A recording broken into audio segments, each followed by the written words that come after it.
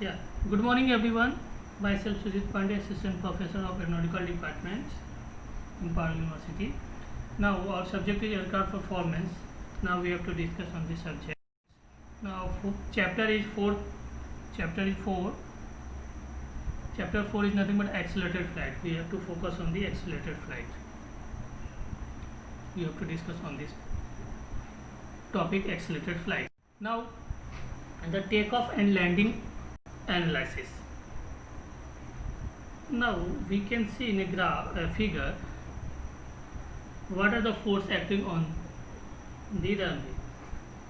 Lift L, drag D, weight W, thrust T, and R is nothing but resistance force due to rolling friction between the tires and the ground. Then what is the Newton's law? F is equal to ma, m into dv by dt, or dv is equal to f by m into dt, or v is equal to f by m into t. Then you can say ds is equal to v into dt, or s is equal to v square by m di by 2f. S is nothing but lift off distance, or we can say take off distance also. And rolling resistance and mu r is the coefficient of rolling frictions. Rolling resistance is equal to 0.02, and F is equal to summation of force. F is equal to T minus thrust minus drag minus resistance force, or we can say thrust minus drag minus what is the resistance force? Mu r into W minus L, or it will be equal to m into dv by dt. Right? Okay. Next, numerical solution for takeoff. Now in the graph you can see y-axis was the force and x-axis is the distance along S.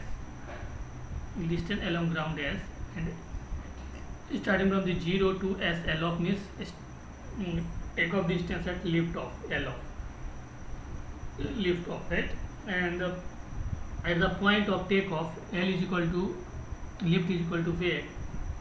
Then we can see in a graph lift is linearly increasing with a ground distance, and thrust for a jet is almost constant, and drag will be decreasing, and as well as the resistance force also it will be decreased if we increasing the ground distance, right? Then what is the summation of these force?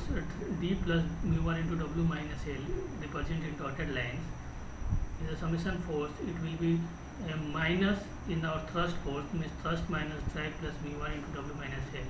It is a net force, or we can say effective force, right? This much.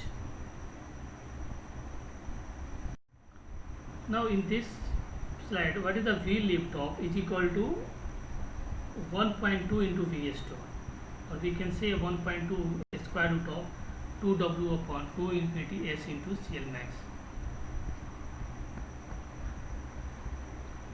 or SL of is equal to 1.44 W square divided by G rho infinity S into CL max in bracket thrust minus drag plus mu r into W minus L average value. This is the equations for takeoff distance. L of means lift off distance or takeoff distance. The equations we have to calculate with by using these equations. Now, in order to make a calculation using 6.93 equations, several bibliography at the end of this chapter suggest that the average force in these equations be equal to its instantaneous value at a velocity equal to 0.7 v lift off. That is, d plus mu r into W minus L average is equal to 3 plus mu r into W minus L at 0.7 v lift off, right? First we have to calculate v lift off and then multiply with v infinity at 0.7, then it will comes this particular velocity. Then v infinity, we can say v infinity is nothing but 0.7 free lift off. V infinity is nothing but 0.7 V lift off, right? Now also experience has shown that the coefficient of rolling friction mu r in equation 6.93 varies from zero point 0.02 for a relatively smooth forked surface to 0.10 for a grass field. Okay. Now useful approximations T is much greater than drag comma resistance force. Then after approximation lift off distance or takeoff distance is equal to 1.44 W square divided by G rho infinity S CL max into T. Approximation equation of takeoff distance. Now the lift off distance varies sensitive to weight, varies as W square. Depends on ambient density, means density will be decreased, lift off distance will be increased. Lift off distance may be decreased when increasing wing area S, increasing CL max and increasing thrust T. Right? Now the example of ground effect we can see in a figure. This is the example of downed effect. What is the meaning of downed effect? Ground effect is nothing but distance between the wing to the ground. How much far away from the ground. Okay, and here in the airflow is circulating near the ground is much more. Now, what is the lift? Is equal to 1 upon 2 rho infinity V square S into CL, and drag is 1 upon 2 rho V square S bracket CD naught plus phi CL square upon pi. Here 5 extra terms induced in this equation. What is the meaning of phi? Phi is nothing but ground effect. The quantity of phi in this equation requires some explanation, right? When an aeroplane is flying close to the ground, the strength of the wing tip vortices is somewhat diminished due to the intersections with the ground, since these tip vortices induce downwards at the wing, which in turn generates induced drag. The downwards and hence induced drags are reduced when the aeroplane is flying close to the ground.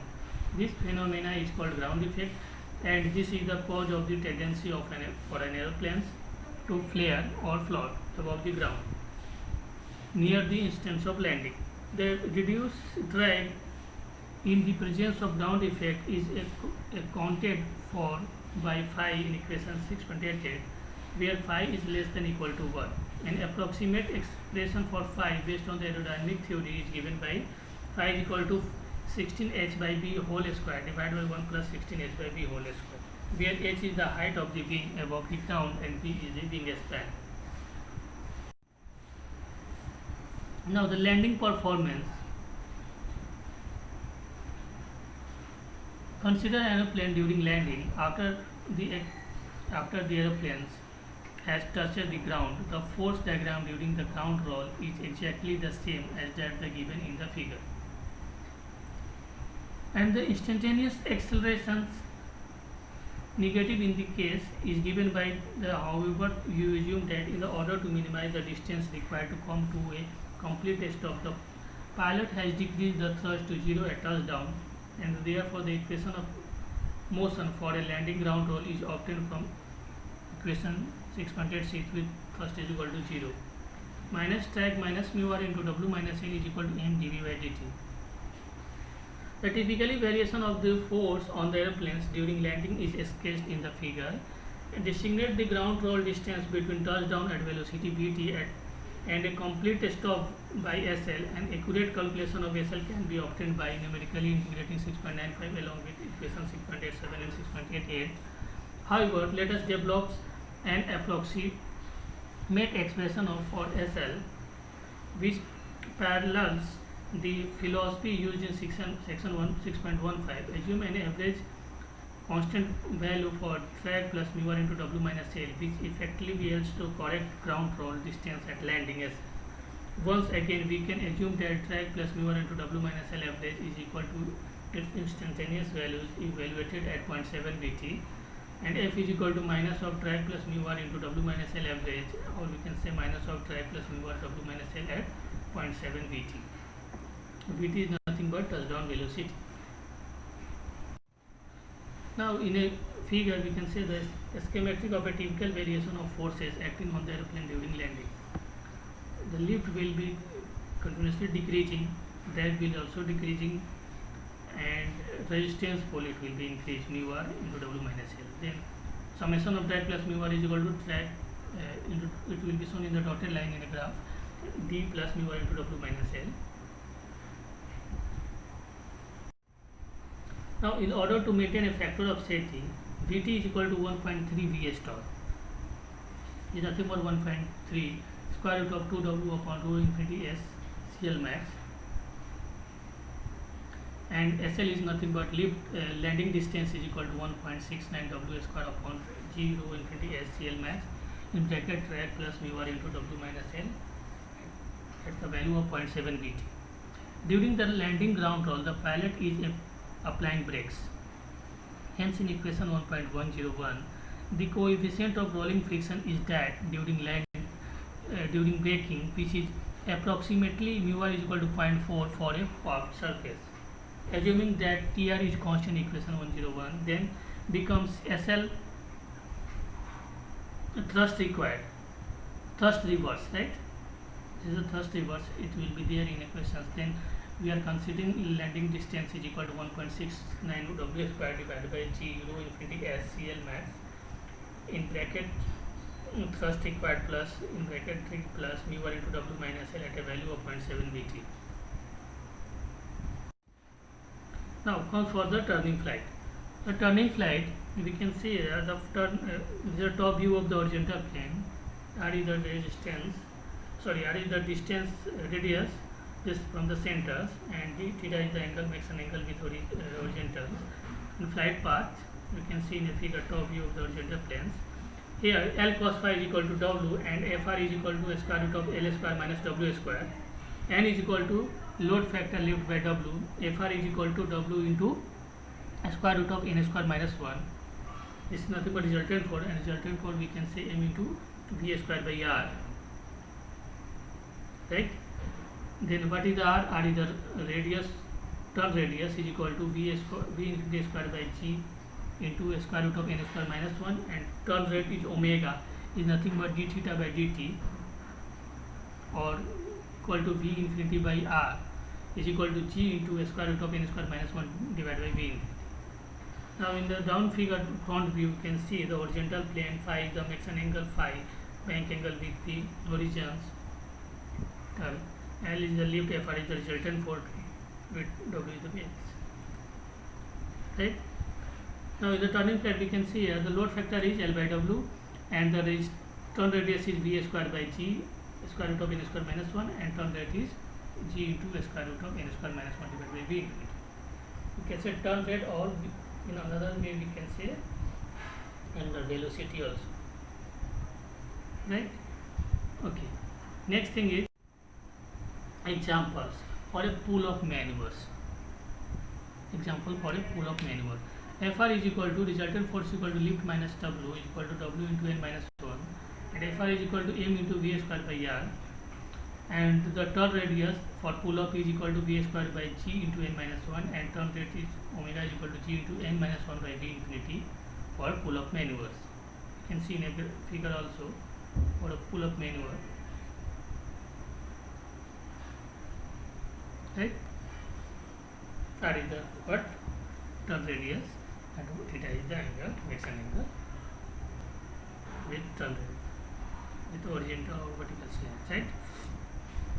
Okay, next is the for pull down. We can see the pull down opposite for the pull up, right? But in this figure we can see lift and W both are acting downward. In previous one, lift is acting upward, weight is downward. For pull up, for pull down, lift and weight both are acting downward. That makes an at a distance R and makes an angle theta. Now, in a circular flight path with a turn radius R and a turn rate omega equal to d theta by dt, by an analysis similar to those above, the following results are easily obtained. R is equal to V square by G into N plus 1 and omega is equal to G into N plus 1 by V infinity. Similarly, like as for Coulomb, here minus and here equal plus. Now prove this to yourself. The considerations of turn radius and turn rate are particularly important to military fighter aircraft. Everything else being equal, those airplanes with the smallest R and largest omega will have definite advantage in air comfort. High performance fighter aircraft are designed to operate at high load factors, typically 3 to 10. When n is large, then n plus 1 is approximately equal to n minus 1 is approximately to n. For such cases, equation 108 and equation 109 and 6.112 and 6.115 reduce the R is equal to V infinity square by Gn and omega is equal to Gn by V infinity.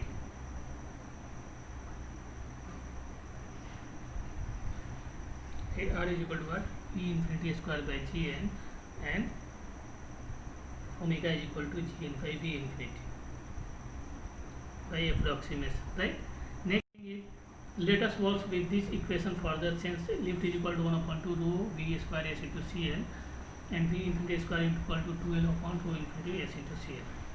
Now substituting equation 6.118 and 105 in this equation, then R is equal to radius, turn radius equal to 2L upon rho infinity S Cl G in bracket L by W, or we can say 2 by rho infinity Cl to G into W by S, nothing but wing loading, and omega is the turn rate, is equal to Gn upon square root of 2L upon rho infinity S into Cl, or we can say Gn upon square root of 2N upon rho infinity Cl into W by S, or is equal to G into square root of rho infinity Cl into N upon 2 into W by S, is nothing but wing loading, right? Okay, now note this equation 6.119 and 6.120 for the factor W by S appears. These factors occur frequently in the aeroplane's performance analysis and is labeled as a W by S, is nothing but wing loading. Okay. Now what is the R minimum means? Turn radius. Minimum turn radius is equal to 2 by rho infinity G Cl max is equal to W by S, and omega max means the turn rate. Maximum turn rate is equal to G into square root of G square root of rho infinity Cl max and max divided by 2 into W by S, wing loading. Also note from the equation 1.1 and 1.22 that best performance will occur at sea level where rho infinity is maximum. There are some practical constraints on the above consideration. First, at the low speed, n max means load factor, maximum load factor is the function of Cl max itself, because n is equal to lift by W is equal to 1 upon 2 rho V square S into Cl by W. Then n max is 1 upon 2 rho V square into Cl max upon W by S. Then n max means load factor. Maximum load factor is depends on maximum Cl, right? Okay, we can go for the next. Now we can say in the Venn diagram, you can see L n is the load factor is equal to L by W is equal to 1 upon 2 rho V square S into Cl by W, and n max is equal to 1 upon 2 rho V square into Cl max by W by S. Now we can see the load factors starting from and the representation y axis and x axis is the velocity, free stream velocity in miles per hour. Now the load factor, you can see in the first quadrant the velocity profile, velocity lines, you can see first is the stall region, then point 1, 2, 3, 4, 5. Now V1 is the corresponding velocity, V4, V star, and V5. Now we can see the positive limit load factor and negative limit load factor. B is the point for positive load factor and P is the point for negative limit load factor. We want before that stall region for B and E respectively. Now the structural damage after B and after E. Structural damage after B and after E, and before B and before E is the stall region. Then what is the factor of safety is nothing but from point A, B, C, D, E, A. This is the positive limit load factor to the negative limit load factor. This is the regions. Okay. This is nothing but Venn diagrams. Now we can go for the next slide. Now here with the structure limits, you can see the structure. What is the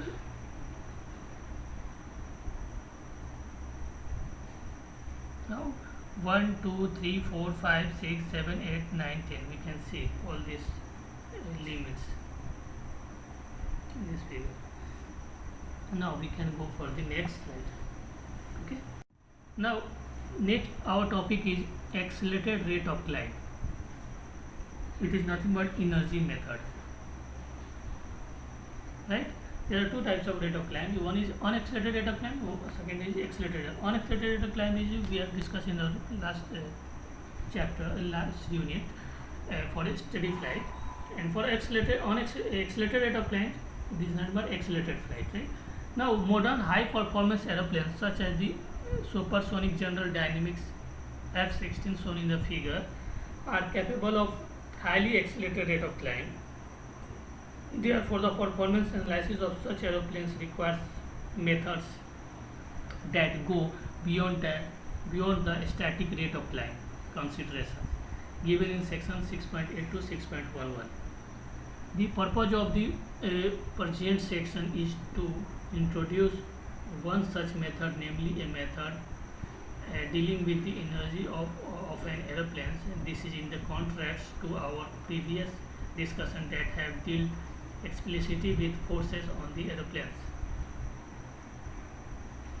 Okay.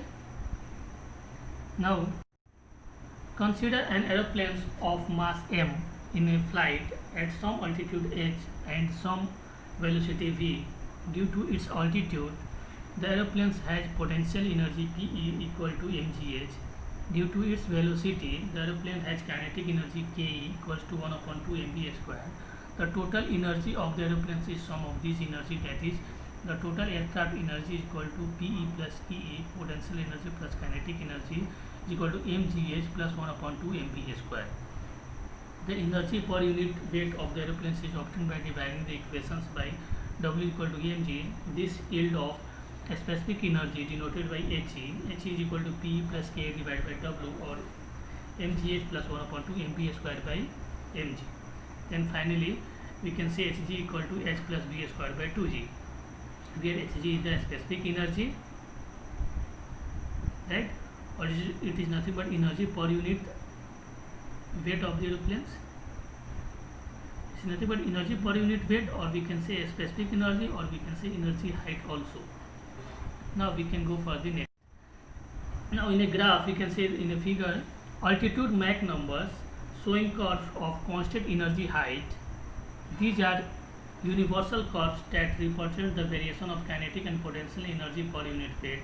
They do not depend on the specific design factor of a given aeroplanes. The altitude represents on y-axis, and in x-axis represents the Mach numbers. You can see here for at 20,000 feet, 40,000, 60,000, 80,000 and 1 lakh feet. This is nothing but energy height or specific energy or energy per unit weight. Energy per unit weight is called energy height or specific energy. You can see in the figures 1 point A, B, C, D. Right? Okay, now we can go for the next slide. Now, how does an aeroplane change in its energy state? Example, in a figure, how could the aeroplanes A and B increases their energy height to equal that of D? To answer this question, return to the force diagram in figure 6.1 and the resulting equation of motion along the flight path given by the equation 6.6.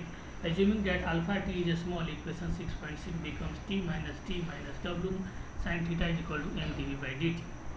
Or recalling that m is equal to w by g, then we can rearrange that t minus equal to d w into bracket sin theta plus 1 upon g into dv by dt. Or multiplying by v by w, we obtain t v minus dv by w, or equal to v sin theta plus v by g into dv by dt. Right? Okay.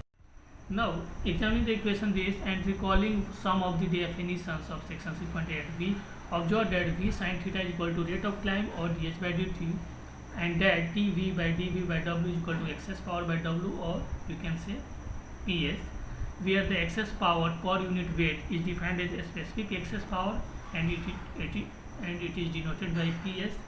Hence, equation 6.18 can be written as PS is equal to a specific excess power or excess power per unit weight is equal to dH by dt is nothing but rate of climb plus V by G into dV by dt.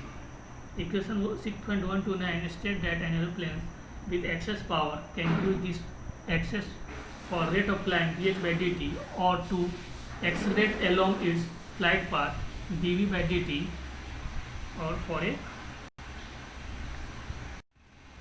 here dHe by dt is equal to dH by dt plus V by G into dV by dt.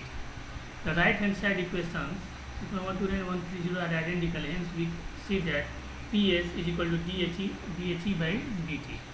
Now that is the time rate of change of the energy height or specific energy, or we can say energy per unit weight is equal to the specific excess power. This is the answer to questions at the beginning of to this paragraph. An aeroplane can increase its energy state simply by the application of excess power. In figure 6.51, aeroplanes A and B can reach the energy state of aeroplanes D if they have enough excess power to do so. Okay, now in this figure we can see the construction of the specific excess power counters in the altitude Mach numbers map for a subsonic aeroplanes below the drag divergence Mach numbers. These counters are constructed for a fixed load factor. If the load factor is changed, then PS counters will shift. In a figure we can say H1 is less than equal to H2 is less than equal to H3, and corresponding specific excess power is nothing but PS value is 0, PS value is 200 feet per second and PS value is 300 feet per second. X-axis represents Mach number, Y-axis represents power and altitude.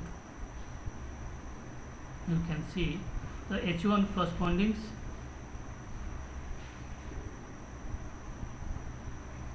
H2, then H3, then PS for H3, PS for H2 and PS for H1, right?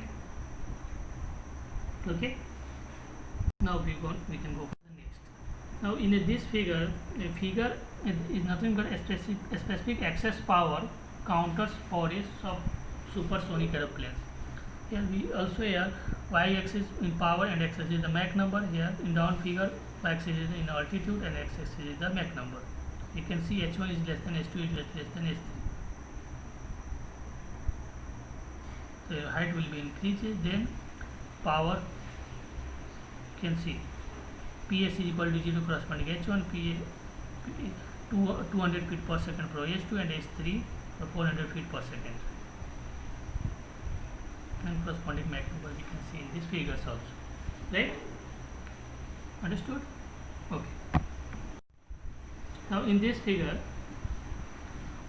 overlay of PS counters and specific energy states on an altitude Mach numbers map.